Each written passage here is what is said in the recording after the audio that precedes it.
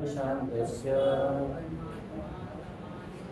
परमात्मा समाहितः शीतोष्ण सुख दुःखेषु तथा नानपमानयोः चिदात्मनः प्रशान्तस्य परमात्मा समाहितः शीतोष्ण सुख दुःखेषु तथा नानपमानयोः। और भी सेम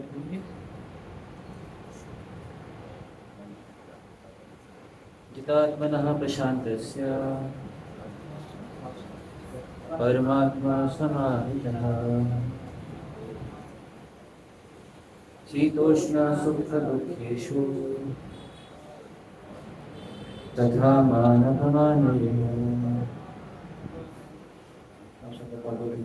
इसका शब्दार्थ अनुवाद एवं तात्पर्य एसी भक्ति वेदांत स्वामी श्रील प्रभुपाद जी के द्वारा श्रील प्रभुपाद की जितात्मनः जिसने अपने मन को जीत लिया है, प्रशांतस्य मन को वश में करके शांति प्राप्त करने वाले का, परमात्मा परमात्मा समाहितः पूर्ण रूप से प्राप्त, शीत सर्दी उष्ण गर्मी में, सुख सुख दुखेषु तथा दुख में, तथा भी मान सम्मान अपमान तथा अपमान में। अनुभव जिसने मन को जीत लिया है उसने पहले ही परमात्मा को प्राप्त कर लिया है, क्योंकि उसने शांति प्राप्त कर ली है। ऐसे पुरुष के लिए सुख दुख सर्दी गर्मी एवं मान अपमान एक से है। फिर से आप पीछे पीछे बोलिएगा। जिसने मन को जीत लिया है उसने पहले ही परमात्मा को प्राप्त कर लिया है, क्योंकि उसने शांति प्राप्त कर ली है। ऐसे पुरुष के लिए सुख दुख सर्दी गर्मी एवं मान अपमान एक से है। तात्पर्य ध्यानपूर्वक श्रवण कीजिएगा। वस्तुतः प्रत्येक जीव उस भगवान की आज्ञा का पालन करने के निमित्त आया है जो जन जन के हृदयों में परमात्मा रूप में स्थित है। जब मन बहिरंगा माया द्वारा विकृत कर दिया जाता है तब मनुष्य भौतिक कार्यकलापों में उलझ जाता है। अतः जो ही मन किसी योग पद्धति द्वारा वश में आ जाता है त्यों ही मनुष्य को लक्ष्य पर पहुंचे हुआ मान लिया जाना चाहिए। मनुष्य को भगवत आज्ञा का पालन करना चाहिए। जब मनुष्य का मन परा प्रकृति में स्थिर हो जाता है तो जीवात्मा के समक्ष भगवत आज्ञा पालन करने के अतिरिक्त कोई विकल्प नहीं रह जाता। मन को किसी न किसी उच्च आदेश को मानकर उसका पालन करना होता है। मन को वश में करने से सदा ही परमात्मा के आदेश का पालन होता है, क्योंकि कृष्ण भावना भावित होते ही यह दिव्य स्थिति प्राप्त हो जाती है। अतः भगवत भक्त संसार के द्वंद्वों यथा सुख दुख सर्दी गर्मी आदि से अप्रभावित रहता है। यह अवस्था व्यावहारिक समाधि या परमात्मा में तल्लीनता है। ओम ज्ञानतिमिरान्धस्य ज्ञानाञ्जनशलाकया चक्षुरुन्मीलितं तस्मै श्रीगुरवे नमः। श्रीचैतन्यमनोभीष्टं स्थापितं येन भूतले स्वयं रूप कदा मह्यं ददाति स्वपदान्तिकम्। वन्देऽहं श्रीगुरुः श्रीयुतः पदकमलं श्रीगुरुं वैष्णवांश्च श्रीरूपं साग्रजातं सहगना रघुनाथान्वितं तं सजीवं साद्वैतं सावधूतं परिजनसहितं कृष्णचैतन्यदेवं श्रीराधा कृष्णपादान् सहगणललिता श्रीविशाखान्वितांश्च। हे कृष्ण करुणा सिन्धु दीनबन्धु जगत्पते गोपेश गोपिका कांत राधा कांत नमस्ते। नवकांचन गौरांगी राधे वृंदावनेश्वरी विश्वभानुसुते देवी प्रणमामि हरिप्रिये। वाञ्छाकल्पतरुभ्यश्च कृपा सिन्धुभ्य एव च पतितानां पावनेभ्यो वैष्णवेभ्यो नमो नमः। जय श्री कृष्ण चैतन्य प्रभु नित्यानंद श्री अद्वैत गदाधर श्रीवासादि गौर भक्तवृंद। हरे कृष्णा कृष्णा कृष्णा हरे हरे, हरे राम राम राम हरे हरे। नमो ओम विष्णुपादाय कृष्ण कृष्णाय भूतले श्रीमते भक्तिवेदांत स्वामी नामये। नमस्ते सरस्वते देवे गौरवाणी प्रचारिणे निर्विशेष शून्यवादी पाश्चात्य देशकारिणे।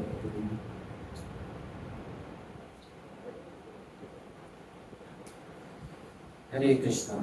तो आप सबका बहुत स्वागत है इस संध्याकालीन भगवत कक्षा में। और बहुत ही महत्वपूर्ण प्रसंग चल रहा है भगवद गीता का, ध्यान योग।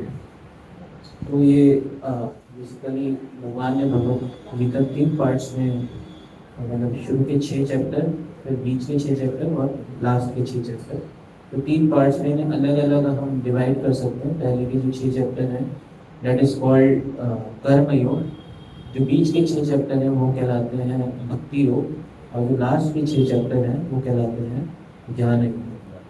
तो ये कर्म योग में आखिरी अध्याय है, लगभग 6वां अध्याय, और इसका नाम है ध्यान योग। यहाँ पे भगवान जो है ध्यान की पद्धतियों के बारे में अर्जुन को बताने हैं और बताएंगे आगे। और उसमें सबसे पहले जो चीज़ है वो है ध्यान योग में सबसे महत्वपूर्ण विषय है वो है अपने मन को नियंत्रित करना। तो आज हम अपने मन के बारे में जानेंगे कि मन जो कि जिसको हम अपना सबसे बेस्ट फ्रेंड मानते हैं। क्या सुनना, हर कोई अपने मन की सुनता है ना। तो जिसको हम अपना बेस्ट फ्रेंड मानते हैं, तो हम उसका एनालिसिस करेंगे कि वो हमारा फ्रेंड, जिसको हम अपना बेस्ट फ्रेंड मानते हैं मन, उसके कारण हमें कितना दुख कष्ट उठाना पड़ता है।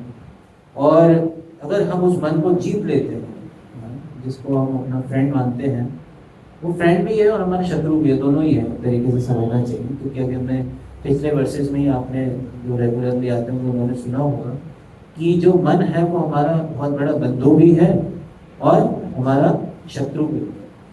मन उस व्यक्ति का बंधु है जिसने अपने मन को जीत लिया है। बंधुरात्मा मनस्तस्य येन आत्मना जितः। तो जिन लोगों ने अपने मन को जीत लिया है, बंधु है उसका मन ना। लेकिन अनाथ मनस्तु शत्रुत्वे वर्तेत आत्मैव शत्रु। जो लोग अपने मन पे विजय प्राप्त नहीं कर पाए हैं, उनका मन उनका सबसे बड़ा शत्रु है। This is mind is called the biggest enemy of a person who is not able to conquer his mind. अपने मन को कंट्रोल। इसलिए इससे पहले वाले वर्ष में 5 नंबर में बताया गया था कि मनुष्य को चाहिए कि अपने मन की सहायता से अपना उद्धार करे और अपने को नीचे ना गिरने दे। यह मन बंधजित का मित्र भी है और शत्रु भी है। बंधुर आत्मैव रिपुर आत्मनः, हमारा बंधु भी है और शत्रु भी है। तो आज हम देखेंगे कि कैसे हम इसको मन को फ्रेंड बनाएं, how to make this mind our friend, हमारा फ्रेंड बनाए, है ना। अभी क्या है, मन हमारा शत्रु है क्योंकि हम माइंड हमें डिक्टेट कर रहा है ना। यस, मन हमारे को नियंत्रित कर रहा है, मन हमारे को डिक्टेट कर रहा है। लेकिन हमें मन को अपना फ्रेंड बनाना है ताकि मन हमारी सुने। माइंड हियर्स आवर, हमारी बात को सुने, इसको कंट्रोल करें। तो उसके लिए यहाँ पे बता रहे हैं कि मन को हमें कोई अथॉरिटी देनी पड़ेगी। We should give this mind some authority. मन को किसी ना किसी उच्च आदेश को मानकर उसका पालन करना होगा। मन को कोई अथॉरिटी देनी पड़ेगी, नहीं तो मन क्या है, अपनी चलाएगा, मन अपनी चलाएगा।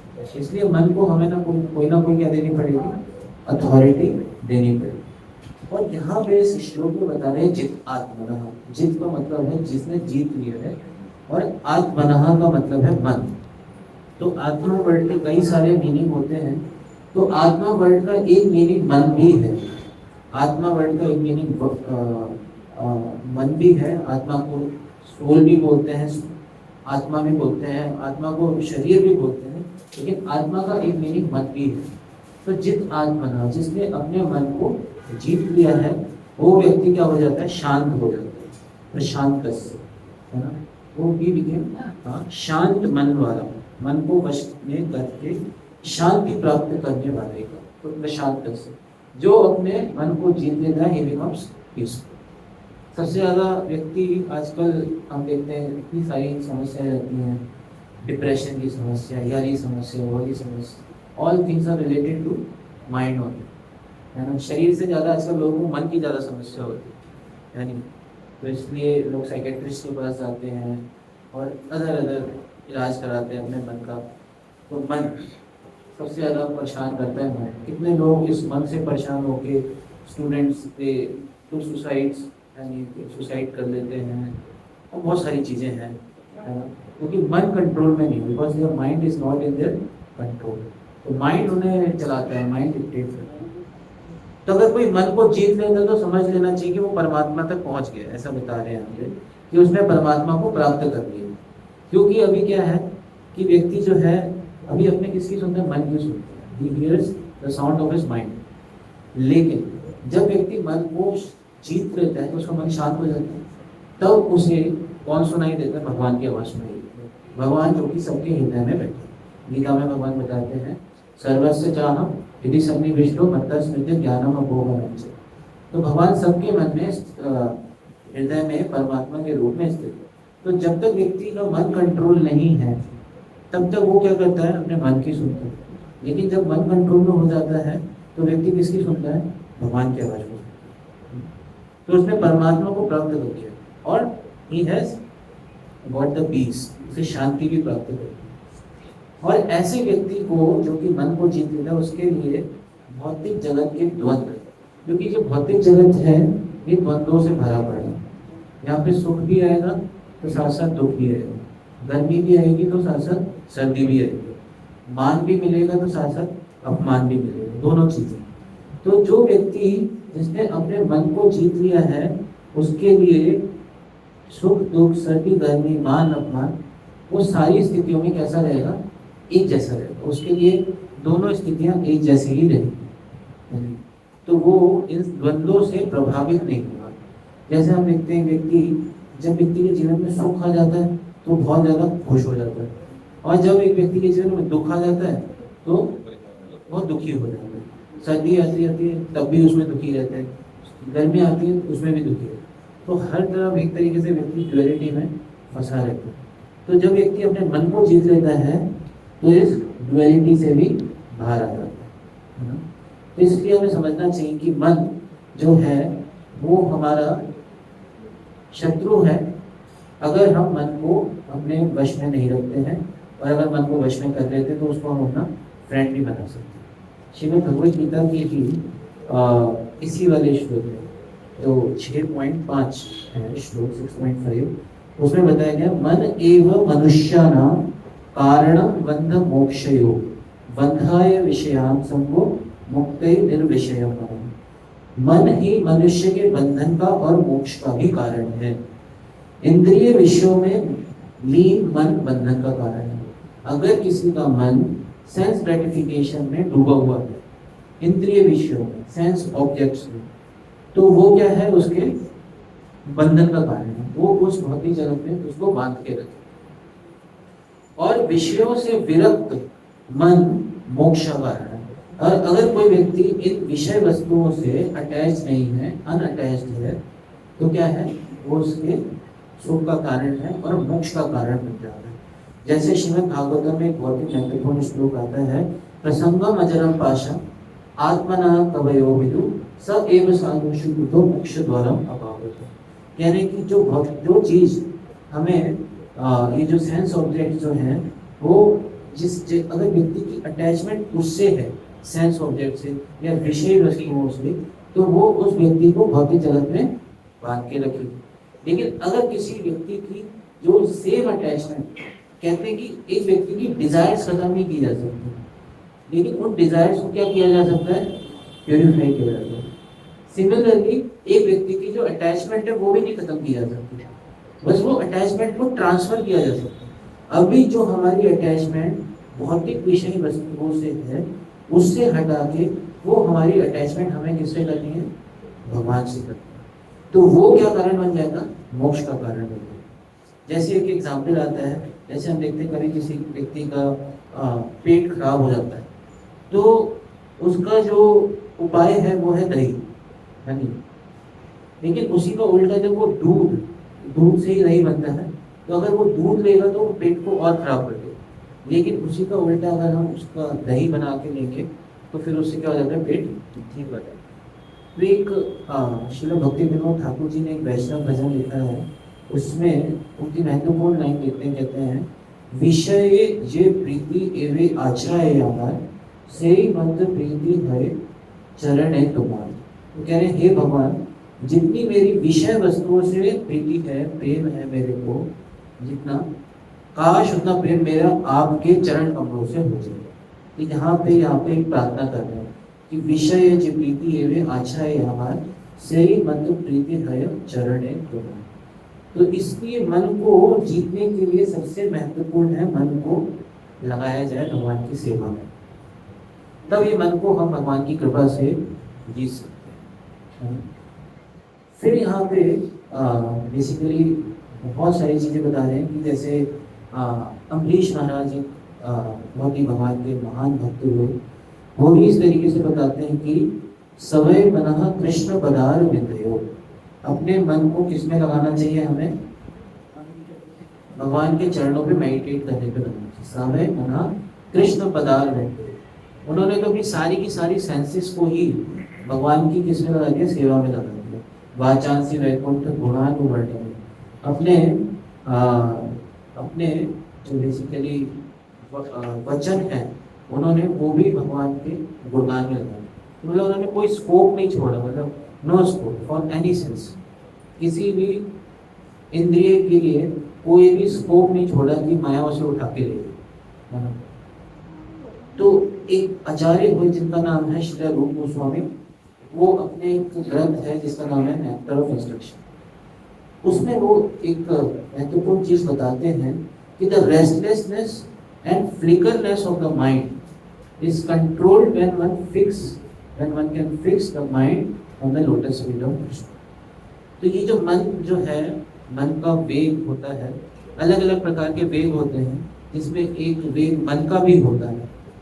तो मन के वेग को कैसे कंट्रोल किया जा सकता है? मन को कंट्रोल किया जा सकता है अगर हम उसे फिक्स कर दें भगवान के चरण कमलों में, है ना?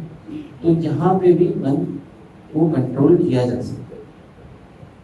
बेसिकली मन अगर देखते हैं, मन अगर खाली रहता है तो नेचुरल प्रोसेस है कि उसका थॉट किधर की तरफ जाएगा?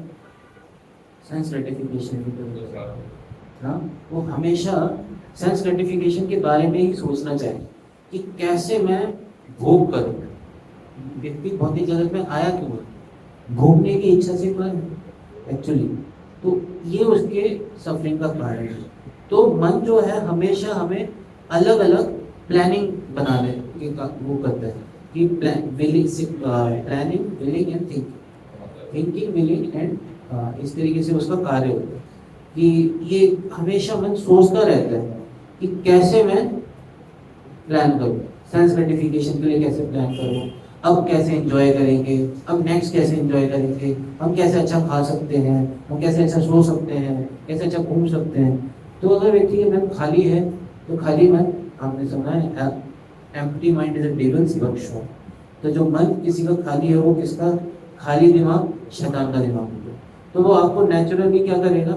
सेंस ग्रेटिफिकेशन के थॉट्स देगा। लेकिन अगर किसी व्यक्ति का मन इंगेज है भगवान की सेवा में, अगर वो व्यक्ति इंगेज है भगवान की सेवा में, तो नेचुरली उसका मन किस चीज़ के बारे में सोचेगा? भगवान के बारे में सोचेगा कि मैं भगवान की सेवा और कैसे अच्छे से कर सकता हूँ, है ना? और कैसे मैं अच्छा प्रचार कर सकता हूँ, और कैसे लोगों को मैं भक्ति से जोड़ सकता हूँ। तो इस तरीके से व्यक्ति का जब मन भगवान में लगता है तो वो इस तरीके से सोचता है। अगर खाली रहेगा तो किसके बारे में सोचेगा? केवल गलत चीजें सोचेगा, है ना? It will think about the wrong things. यहाँ पे इस चीज को समझाया जा रहा है।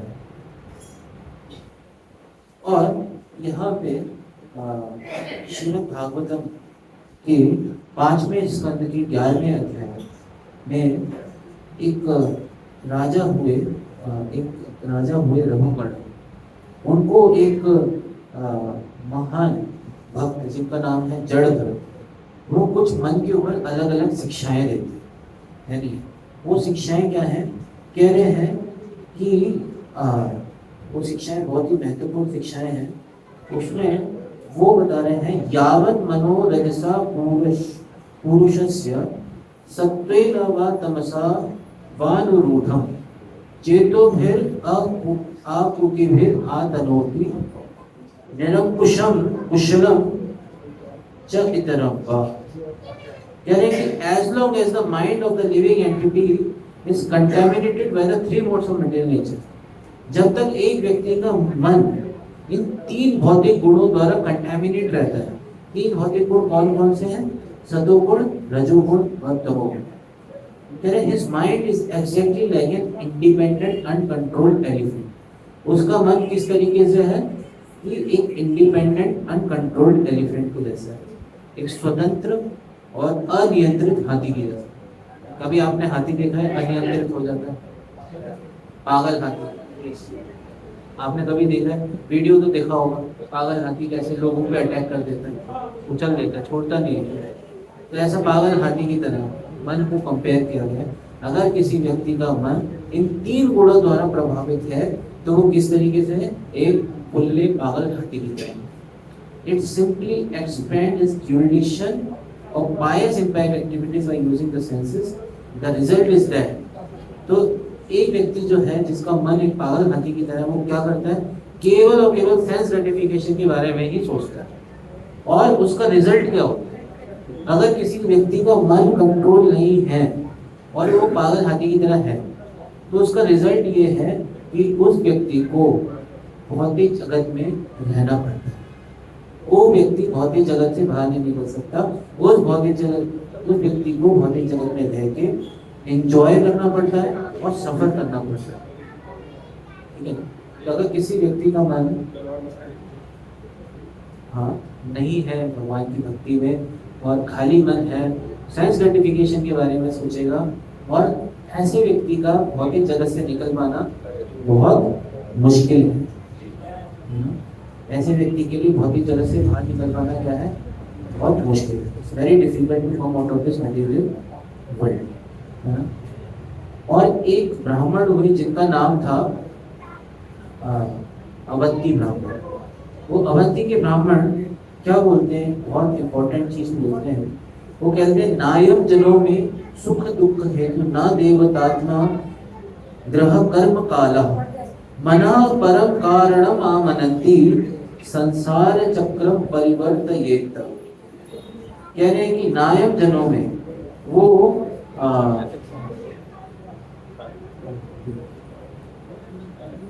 नायम जनों में सुख दुख हेतु। तो ब्राह्मण क्या कह रहे हैं?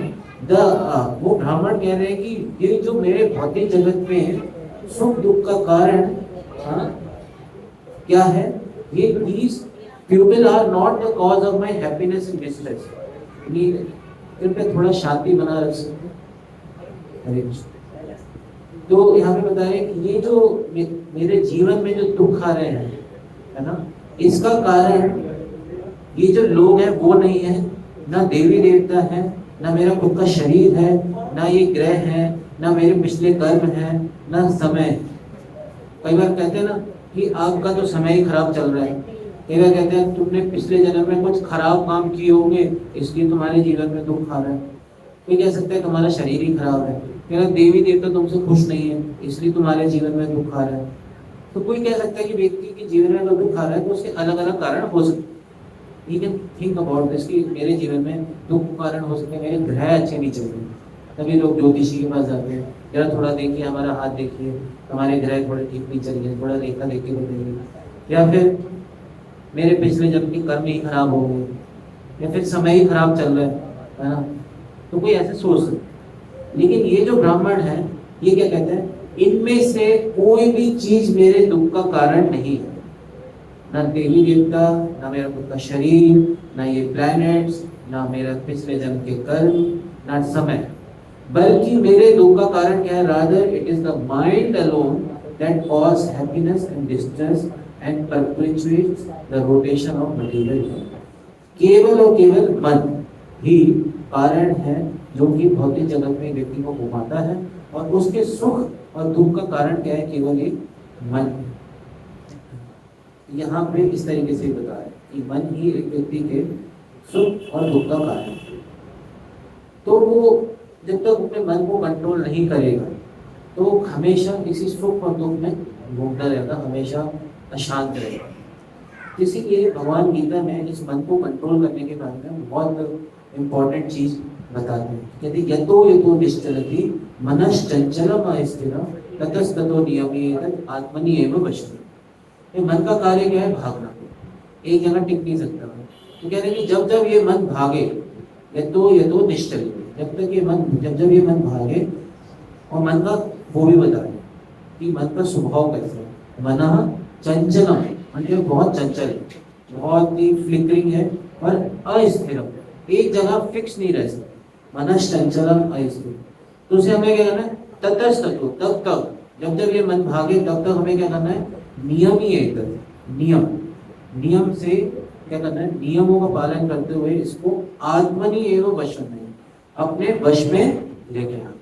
क्योंकि हमने इसे अगर छोड़ दिया, इस मन को अगर हमने खुला छोड़ दिया, जैसे कि पागल हाथी को खुला छोड़ दिया तो तबाही मचा देगा।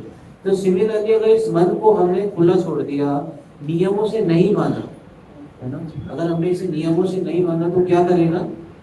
ये व्यक्ति को भौतिक जगत में घुमाता रहेगा।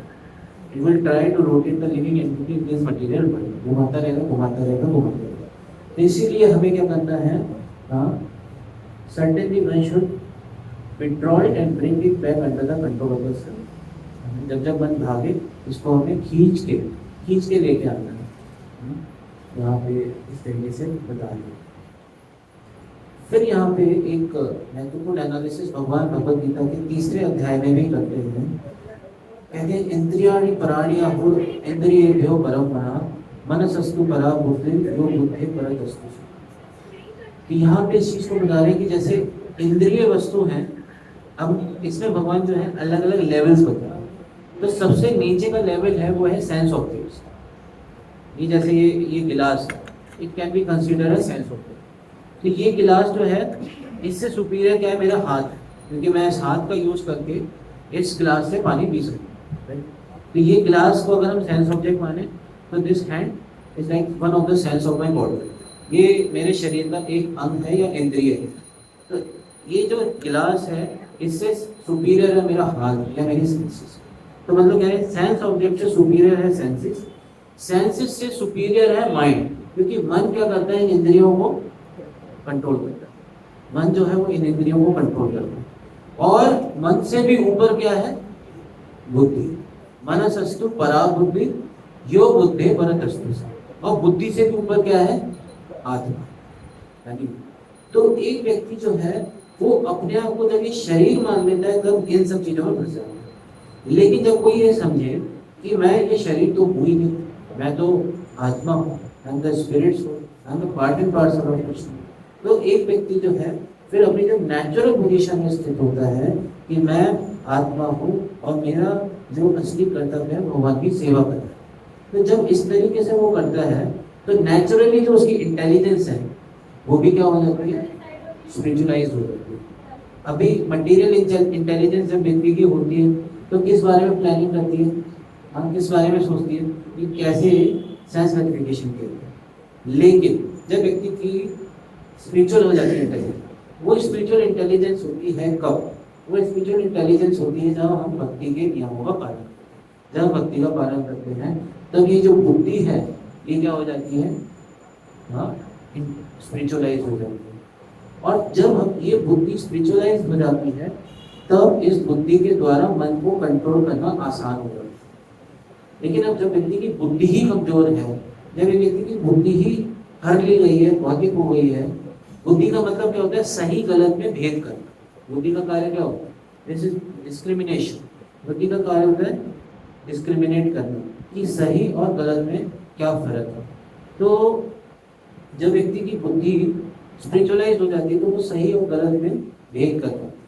तो अगर मन का नेचुरल अट्रैक्शन की तरह गलत की तरफ, तो जब व्यक्ति का मन जो है वो सेंस ग्रेटिफिकेशन की तरफ जा भी रहा होगा, तो लेकिन अगर व्यक्ति की बुद्धि स्पिरिचुअलाइज्ड है तो बुद्धि उसे कर्व कर देगी, कंट्रोल कर देगी, ठीक है। तो हमें बुद्धि को स्ट्रॉन्ग बनाना है बेसिकली। और जब मन कंट्रोल में आ जाएगा तो नेचुरली जो इंद्रियां हैं वो भी मन का ही डायरेक्शन सुनती है।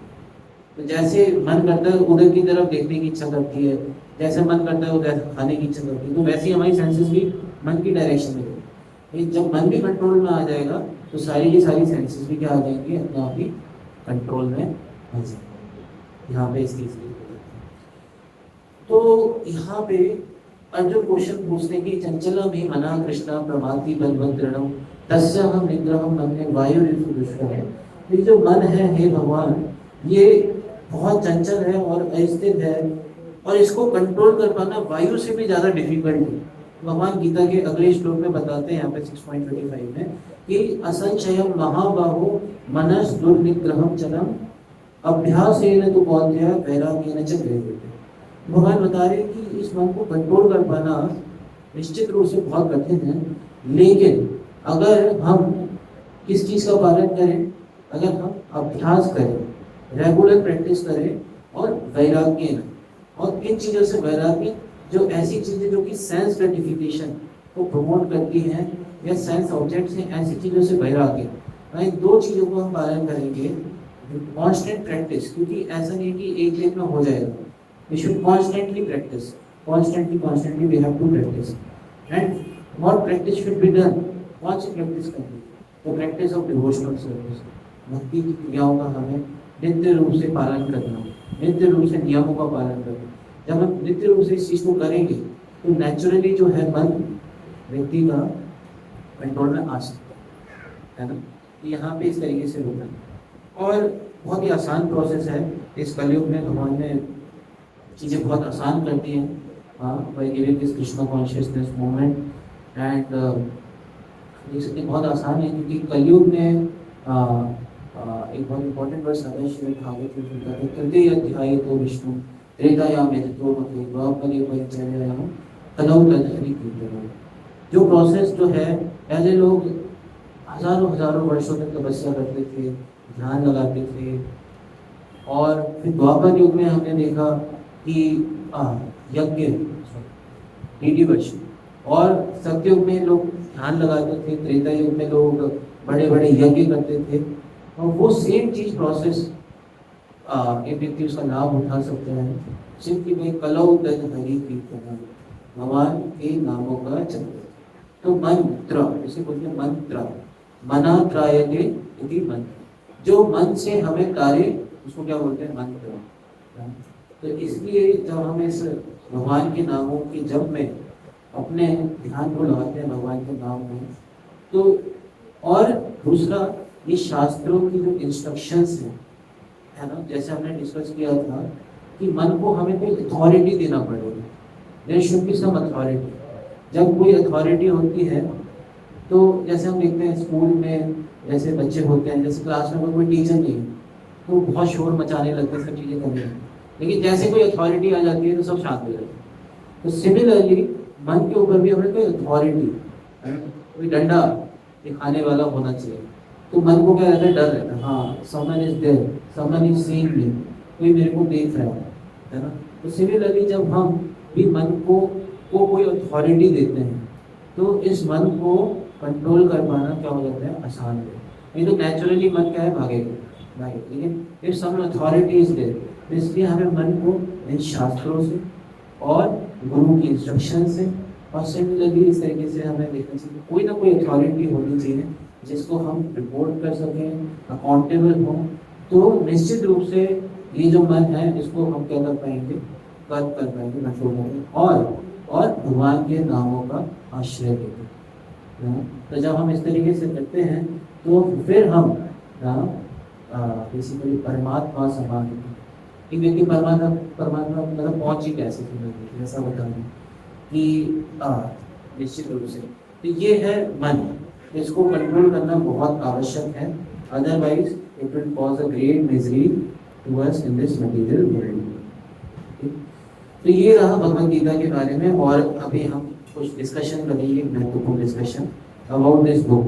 इस बुक का नाम है, आप सब देख रहे होंगे, रस राज श्री कृष्ण, और इंग्लिश में बोलते हैं Krishna the reservoir of all pleasure. जैसा कि आप जानते हो कि जैसे अभी बुक्स आर द बेसिस, पुस्तक के ही आधार हैं। ये वीक चल रहा है जिसमें हम प्रभुपाद जी की अलग अलग पुस्तकों के बारे में अध्ययन कर रहे हैं, उनके बारे में जान रहे हैं, ताकि हम ज़्यादा से ज़्यादा इन पुस्तकों को पढ़ें, जानें, इनकी महत्वता को समझें।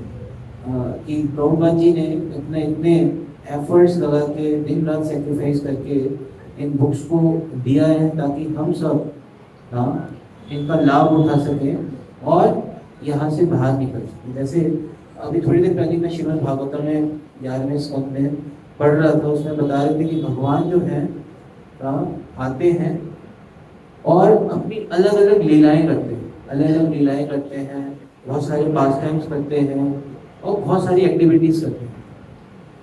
उन सब का रिकॉर्ड इन बुक्स में है, और अगर हम इन बुक्स को पढ़ते हैं, जानते हैं, समझते हैं, जैसे गीता में भी भगवान बताते हैं, जन्म कर्म च वेदेभ्यम एवं यो वेत्ति तत्त्वतः त्यक्त्वा देहं पुनर्जन्म नयति मामेति सो। तो भगवान तो आते हैं, अपनी लीलाएं करके चले जाते हैं, लेकिन हम देखते हैं भगवान के लिटरेरी इन्कार्नेशन श्री व्यासदेव जी ने इन ग्रंथों में, है ना, ये भगवान की लीलाओं को रिकॉर्ड करते हैं, और इन लीलाओं का और इन इंस्ट्रक्शंस का हम लाभ उठा सकते हैं। अगर हम इनको पढ़ते हैं, इनको सुनते हैं, तो हमें वो सेम लाभ प्राप्त होगा जो व्यक्ति को भगवान का संग करके प्राप्त होगा। अगर हम इन ग्रंथों को पढ़ते हैं, समझते हैं, सुनते हैं, इन ग्रंथों का संग करते हैं, है ना। तो ये जो बुक है जिसका नाम है Krishna the reservoir of all pleasure या रस राज श्री कृष्ण, हम जानते हैं भगवान श्री कृष्ण जिनका एक नाम रसिक शेखर भी है, तो he is the reservoir of all pleasure, है ना। तो भौतिक जगत में हर कोई व्यक्ति रस ढूंढ रहा है, yes, everyone is looking for some rasa. कहीं से कहीं ना कहीं कुछ रस मिले, कुछ खुशी मिले, लेकिन उसे ये नहीं पता कि असली खुशी कहाँ से मिले। लेकिन जो भगवान है वो रिजर्वायर ऑफ ऑल प्लेजर, कह सकते ओशन ऑफ ऑल प्लेजर। भगवान के पास रस की कोई कमी नहीं है। तो अगर किसी को असली रस प्राप्त करना है तो he should come to Krishna. उसे किसके पास आना चाहिए? भगवान के पास आना चाहिए। भगवान के नाम में भी, है ना, पूर्ण शुद्धो नित्य मुक्तो विरत्व नाम नाम। भगवान का नाम भी पूर्ण रूप से रस से परिपूर्ण है, भगवान की कथा भी पूर्ण रूप से रस से परिपूर्ण है। जैसे श्रीमद् भागवतम के पहले स्कंद के पहले अध्याय के 3 नंबर श्लोक को बताते हैं, निगम कल्पतरो दलितम फलम शुभमुखादमृत द्रव संयुतम पिबत भागवतम रसमालयम मुहुरहो रसिका भूरि। तो जो श्रीमद् भागवतम है वो भी भगवान के ही बारे में है, और उसको बोला गया रसम आलय। तो रस का वो आलय है। जैसे कोई पका हुआ आम होता है, उसे पके हुए आम से कंपेयर किया गया है ना, तो बिल्कुल पके हुए आम से कंपेयर किया गया है। तो वो जो भगवान की कथा है वो भी उसी तरीके से लिखी है, और हम देख सकते हैं कि भगवान जो है he is the reservoir of all pleasure. यहाँ पे इस तरीके से बताया गया कि लाइक भगवान जो है, और हर कोई रस की तलाश करता है, लेकिन वो गलत जगह तलाश करता है नहीं। अगर हम गलत जगह भौतिक जगत में रस की तलाश करेंगे, कहते हैं कि भौतिक जगत में अगर कोई रस की या सुख की तलाश कर रहा है, इट इज जस्ट लाइक जैसे कोई रेगिस्तान में पानी ढूंढने का प्रयास करे। कहते भौतिक जगत में जो सुख है वो किसके समान है? जैसे रेगिस्तान में एक बूंद पानी जैसे। अगर किसी व्यक्ति को रेगिस्तान में एक बूंद पानी मिल जाए, इतनी मेहनत करे, तो उसको क्या फायदा है? नहीं। तो सिमिलरली भौतिक जगत में कोई खुशी है नहीं। गीता में भगवान साफ इस चीज को बताते हैं, दुःखालयम शाश्वतम्। तो जो भी यहाँ पे सो कॉल्ड खुशी भी है, वो क्या है? It's just the gap of two pains. दो दुखों के बीच का जो अंतर है वो उसे सुख बोलते हैं, क्योंकि एक दुख आ रहा है और दूसरा दुख आ रहा है, दोनों के बीच में बस जो अंतर है उसको क्या बोल दिया जाता है? सुख। और इस सुख की तलाश में व्यक्ति कितनी मेहनत करता है, कितना दुख उठाता है और कितनी देर एंजॉय करता है, वो भी क्षण भर के लिए। और उस क्षण भर के सुख के लिए व्यक्ति इतना दुख और कष्ट उठाता है। लेकिन अगर किसी व्यक्ति को असली में सुख प्राप्त करना है तो उसे भगवान के पास है ना। भौतिक जगत में सुख ढूंढने का प्रयास करेंगे तो हम खुद सूख जाएंगे, क्योंकि यहाँ पे सुख है ही नहीं। फिर दूसरा यहाँ पे जो अध्याय है जिसका नाम है Krishna the supreme lovable object. तो भगवान जो कि हमारे सुप्रीम लवेबल ऑब्जेक्ट, कह सकते हैं कि सुप्रीम मतलब सर्वोच्च, लवेबल मतलब प्रियतम, ऑब्जेक्ट मतलब विषय। तो भगवान हमारे सर्वोच्च प्रियतम विषय होने चाहिए। भौतिक जगत में हर कोई किसी न किसी से प्रेम करना चाहता है, प्रेम का आदान प्रदान करना चाहता है। ये हर कोई चाहता है कि वो उससे प्रेम करे और कोई उससे प्रेम करे। लेकिन भौतिक जगत में हर कोई इन्वेस्ट तो करता है, लेकिन उसे उसके अनुसार रिटर्न्स नहीं मिलते। इन्वेस्ट तो सब लोग करते हैं कि मेरे को प्रेम मिले, प्रेम मिले, प्रेम मिले, but he can not get that return. इसलिए हर भौतिक जीवन में हर कोई फ्रस्ट्रेटेड रहता है, यानी हर कोई रिलेशनशिप बनाता है, सोचता है कि मेरे को यहाँ से सुख मिलेगा, मेरे को यहाँ से प्रेम मिलेगा। लेकिन भौतिक जगत में सारी जो रिलेशनशिप्स है वो सेल्फिशनेस पे आधारित है, कोई भी सेल्फलेस नहीं है। Everything is based on selfishness. तो कृष्णा जो है वो हमारे सुप्रीम लवेबल ऑब्जेक्ट होने चाहिए। भगवान भागवतम में एक बहुत ही इंपॉर्टेंट श्लोक बताते हैं, अहम आत्मात्मनम धाता प्रेष्ठा संप्रेयसामपि अतो मयि रतिं कुर्यात् देहाधिर्यते प्रिय। जो भी आपने अपनी ये जो रति है ये अपने शरीर से और शरीर से जुड़ी हुई वस्तुओं से लगा रखी है, वो रति हमें किससे करनी है? भगवान से करनी है, क्योंकि भगवान हमारे सुप्रीम लवेबल ऑब्जेक्ट है। इस चीज को समझना चाहिए कि कोई व्यक्ति हमारे साथ भी रहेगा भगवान को छोड़ के। भगवान हमारे हृदय के सबसे करीब है, हमारे हृदय में ही रहते हैं। भगवान गीता में बोलते हैं सर्वस्य चाहं यदि सन्निविष्टो मत्तः स्मृति ज्ञानम अपूर्वम्। मैं सबके हृदय में रहता हूँ, तो उनसे हमें क्या करनी है? रति करनी। प्रभुपाद जी ऐसे बताते हैं कि if you do not love God you will love dog. हम देखते हैं ऑब्वियसली ऐसा हमें देखने को मिलता है कि जो लोग भगवान से प्रेम नहीं करते वो कुत्तों से प्रेम करते हैं, कुत्तों को लेके घुमाएंगे, उनके साथ मतलब लाइक इतना तक भी करते हैं कि उनका जो गंदगी है वो भी साफ करते हैं, इतना प्रेम करते हैं। उनके साथ सोएंगे, उनको अपने साथ खिलाएंगे। तो अगर वो भगवान से प्रेम नहीं करेंगे तो किससे प्रेम करेंगे? क्योंकि व्यक्ति को कोई ना कोई तो चाहिए प्रेम करने के लिए। तो भगवान से प्रेम नहीं करेंगे तो कुत्ते बिल्ली इन सबसे ही प्रेम करेंगे, है नहीं। और इसमें जो आखिरी अध्याय है वो है the perfect person. Who is that perfect person?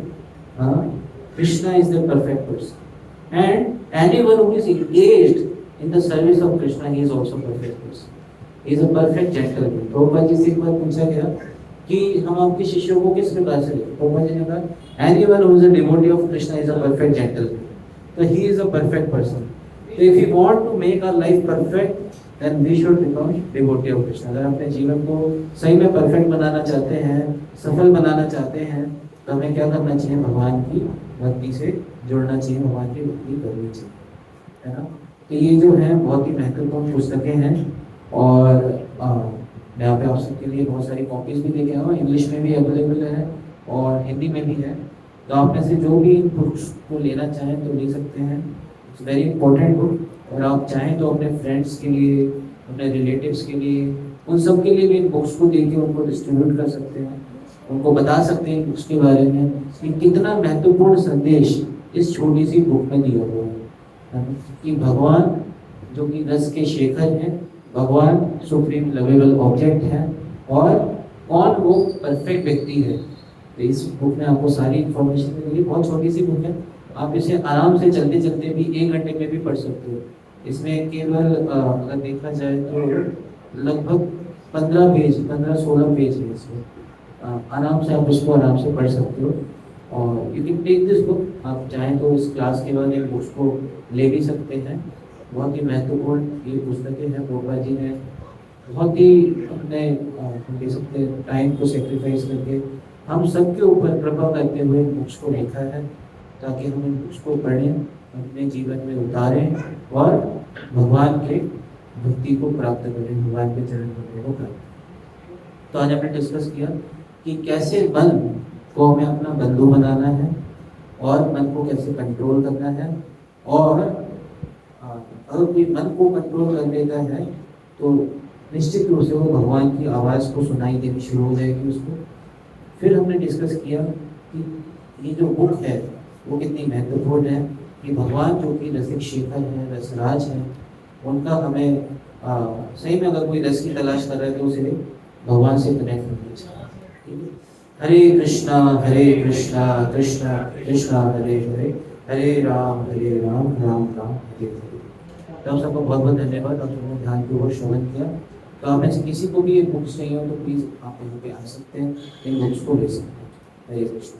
किसी को प्रश्न तो नहीं? हरे कृष्ण।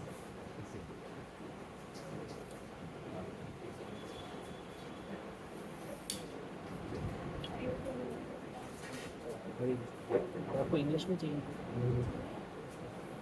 होगी इसका ना, आप कुछ सेवा करना चाहें तो